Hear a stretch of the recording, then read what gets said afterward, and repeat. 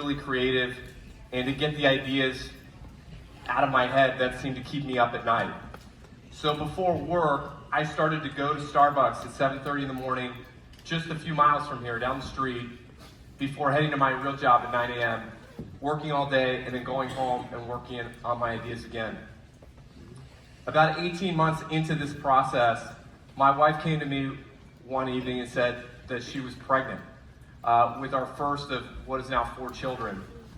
And immediately thought how wonderful this news was, because this seemed like the perfect time to quit my job.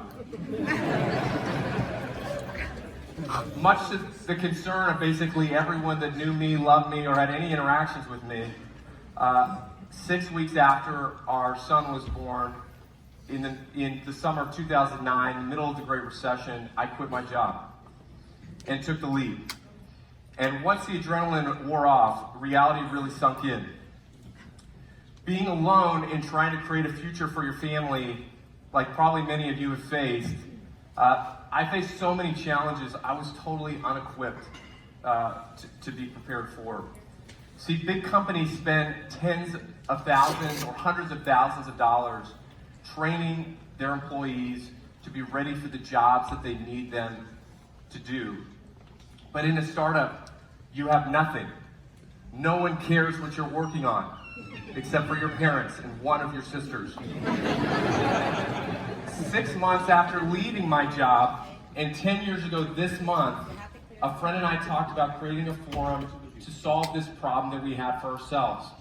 People could brainstorm, people would help each other, they would learn, they would share ideas. And that's when Startup Grind was born.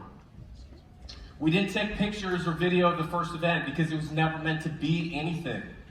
It was just good people getting together and helping each other push their companies and careers ahead. The first event was a success, so we did it again, and we did it again. But 6 months in, after one event, I remember vividly sitting in my car for 5 or 10 minutes and thinking what a waste of time Startup Grind was. Only 4 people had come to the event that night, and 2 of them were me and the co-founder. It truly seemed that no one still cared about what we were working on. To make matters worse, that same month, I had launched a product that I had raised several $100,000 of angel funding on that had completely flopped. All indicators pointed towards shutting Startup Grind down and starting with a totally clean slate. But something inside said, just keep going a little bit longer and try harder.